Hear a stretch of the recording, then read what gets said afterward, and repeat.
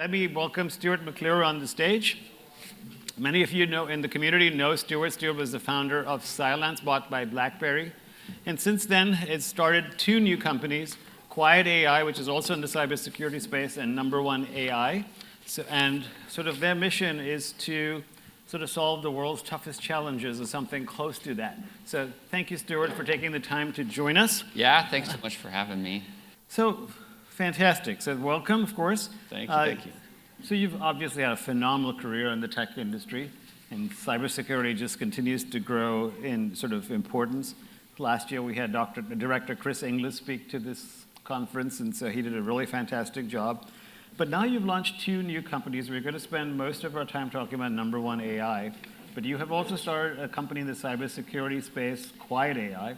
So I can't let you off the stage without asking at least one question about cybersecurity and what's the thread between these three companies, the common thread? Yeah, so most of you probably don't have my background, but I've spent 35 plus years in cybersecurity, building companies, running big cybersecurity companies. And I was on the board of a company called Shift Left, and their whole model was to go to the very beginning of the problem and solve it from there. Sort of a novel concept, right? Prevention. And that's where this code security sort of model came into play. I was on the board, and they wanted to take the growth to the next level. And I saw a perfect pathway with my career and focus on prevention in bringing that preventative message into code, which is where 100% of cyber attacks occur is in code, either lack of code or poorly written code. So I said, gosh, this would be the perfect application, especially using AI and machine learning, which is what we did at my last company, Cylance, and we sold to BlackBerry in 2019. But the natural preventative angle of AI is where I really see it shine, and I see it commercialized every day, and it's where my passion is. It really is in and around prevention. But I knew I couldn't get away completely from cybersecurity, so that was my token effort around that. I'm building that company up really, really well. It's really cool, AI and AppSec. But NumberOne, which is my incubator, is where I'm really starting to expand far beyond cybersecurity, getting into domains such as HR tech, MLOps, even healthcare, health tech technologies. And we are considering just about anything. About half of our ideas come from internal organic ideas that the team that's formed think about and work on, and the other half are from outside. So we do hear pitches from folks that want to start companies, and we decide to fund them or not. We are funded as an entity. We raised $13 million last year, so we are actively putting money to work and building these teams and these companies and these ideas, but it's all on predictive AI. So not so much generative, even though we're not like 100% biased, but we will be 95% biased, because I feel like generative AI now has just gone, bananas nuts. And I actually think that the bigger value to humanity is the predictive side.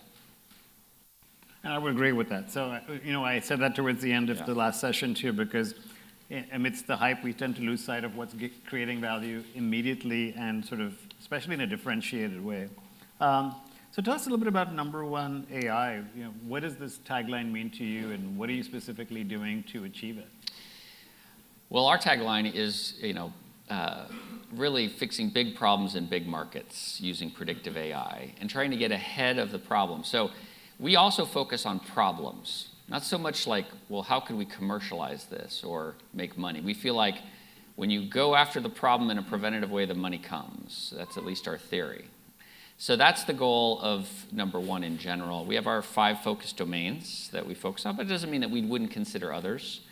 But the whole endeavor really works around the entrepreneurs. So whoever comes up with the idea, whoever the founding team members are, we empower them. We empower them with a full machine learning platform that they could take their data, feed it into the platform, and learn from that data what are the best predictive elements that they could feed into their technology and orient around. And we provide a back office system of the usual departments, G&A and otherwise, but also we have an early go-to-market team. We have product engineering and head of products that can help build the technologies as well. And so we just got funded last year, but we are ready to launch 2 companies in the next 3 months. So sort of exciting times for us. And I'm super proud of the team and what we've been able to achieve so far, yeah. Are you able to share a little more about these two companies? Yeah, sure. So the two companies, so one of them I sat at for lunch, which was sort of the application of AI in the human workforce.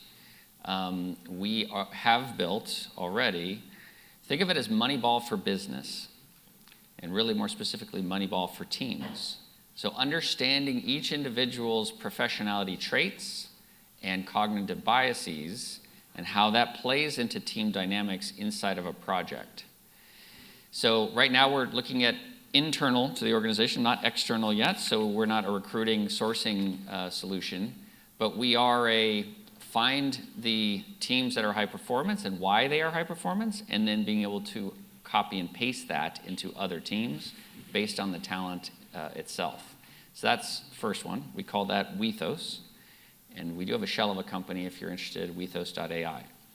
But the second one is, it came because we were trying to solve the problem of, okay, we're going to get a lot of pitches, and we need to really vet this data quickly, like, is this valuable data that you can build a whole company around? So we decided to build a whole platform around doing just that. So we don't have a cool name yet for that one, just sort of a project name. But that is all around machine learning ops. And we take it a little differently. So you've seen a lot of these out there, Scale AI, obviously, even Hugging Face, right? All great models, but we're taking it a little different. We're looking at it very exclusively in the predictive side. So we can take any data, well, it's structured right now, and we're actively working on time series data.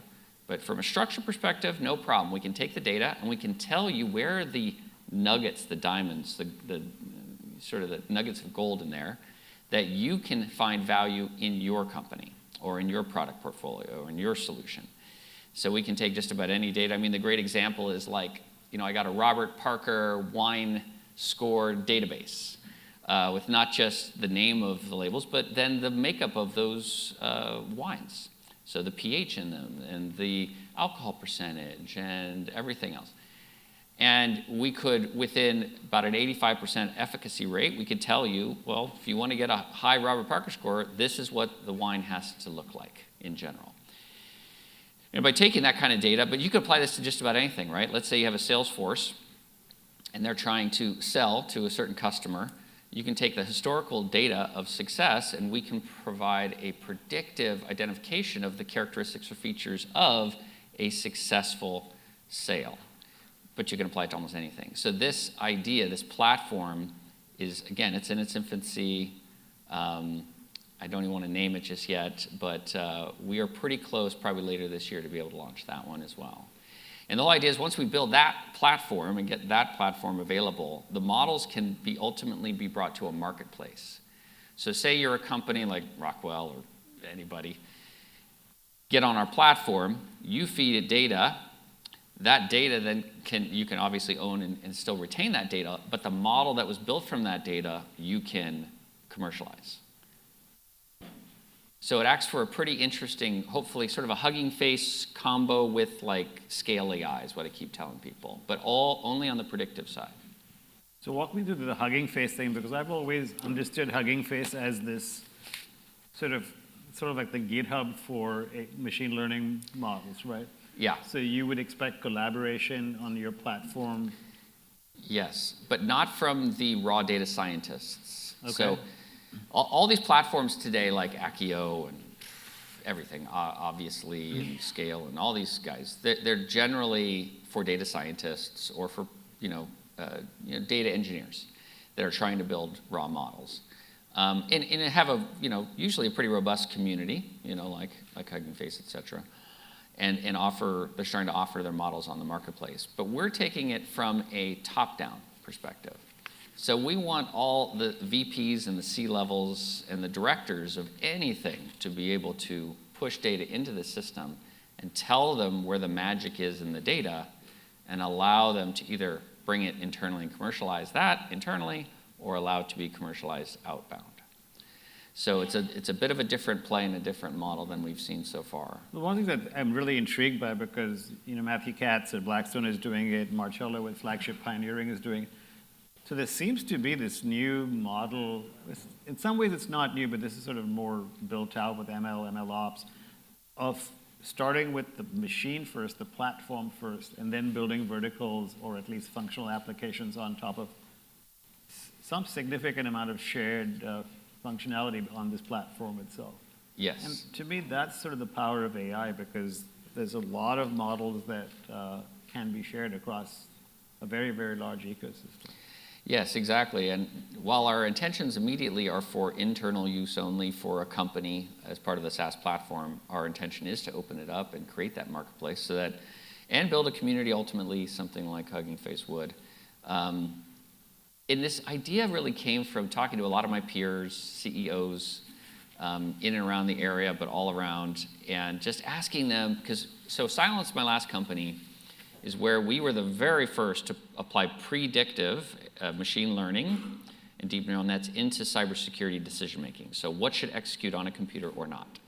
And we were commercially very successful, but that whole prediction is really what's separated us in the whole game. And we want to get ahead of these problems. We want to solve these problems predictively and preventively. We feel like that's where the value is, and that's why the platform itself is focused on that predictive capability. And I would ask all these CEOs, like, hey, how do you apply AI in your companies today?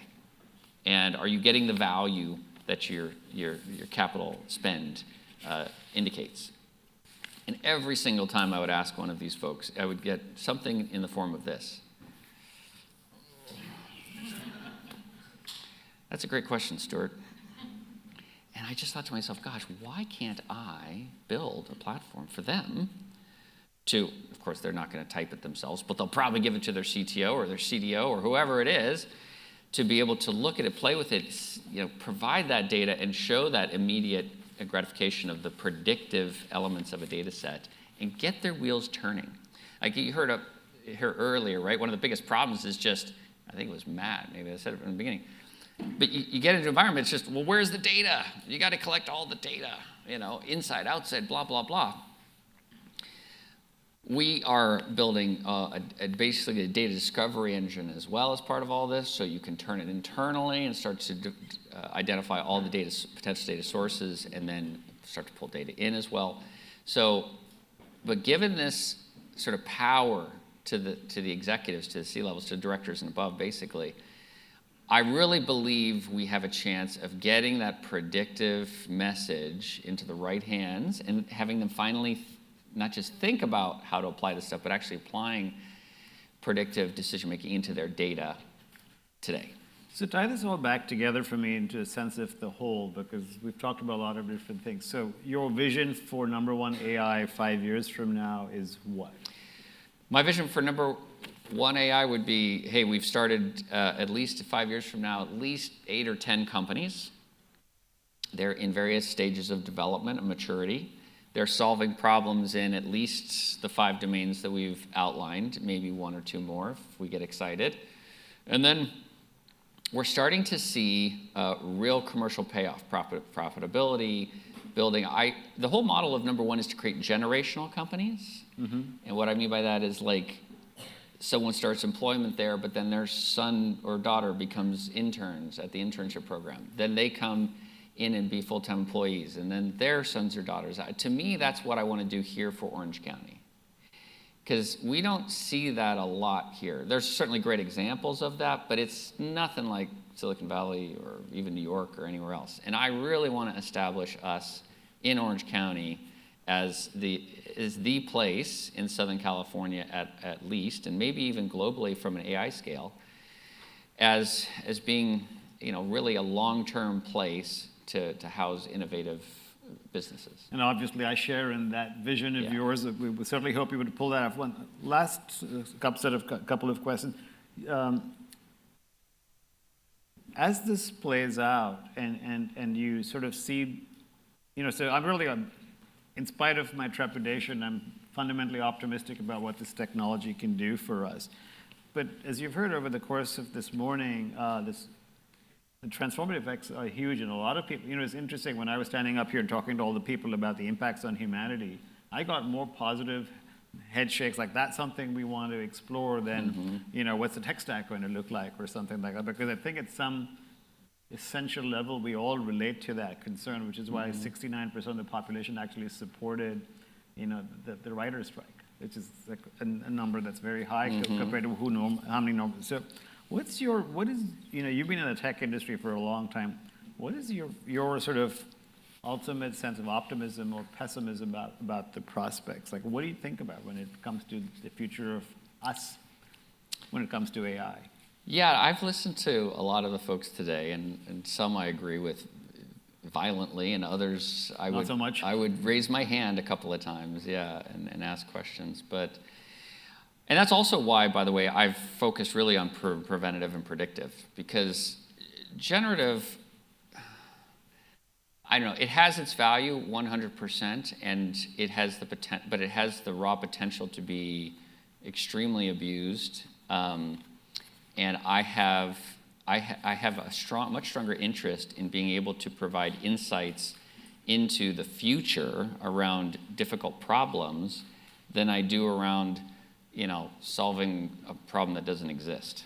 Like, we have artists. Like, why do we need a creative engine to create more art? I mean, I guess it's cool, but I don't know. It's probably a nuanced argument we could go through with a whole bunch of really smarter people than me even on this topic. But I'm passionate about putting my money and time into things that actually predict and prevent big problems. So let's talk about one of those as my last question of the afternoon to you, because we talked about this and I didn't ask it of you yet, but you were actually working on sort of the prediction of heart arrhythmias, right? Yes. And that's an affliction, an ailment that afflicts a lot of people in the U.S. Talk a little bit about what you're doing with arrhythmias and prevention or prediction. So the original idea for this was real simple, right? I have a whole bunch of friends that have AFib or parents or whatnot, and AFib can be quite disabling. And you have an AFib event, and then you're stuck in AFib for hours or days or whatever it is. You typically have to get intervention. And I said to myself, gosh, why couldn't I take signal data, just raw ECG signal data, and predict it? And that's exactly what we did. So we built our own sensors. It's actually around the neck. It ends up being a really, really good spot for high quality and when you're active. But high quality ECG data. And over time, we can not only predict generally on AFib, but we can even more accurately predict specifically to the individual.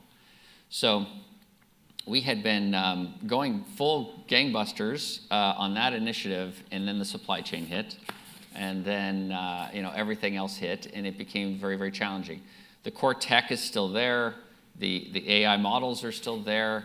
And what we would do is we would stream all data from the necklace into the cloud. The cloud, we've already built an AFib model in the cloud, so it compares the signal every 15 seconds, whether or not it looks like a pre-event for AFib. And we could do it for PVCs as well, by the way, not PACs. We just never got to it. And we figured, well, why stop there? Why stop at electrophysiology? Why not continue to go past into true cardiac events or cardiovascular disease and all these kinds of elements? And we see a real pathway to it. We need more data. We need more qualitative and quantitative data, but I truly believe we can absolutely predict health conditions in human beings.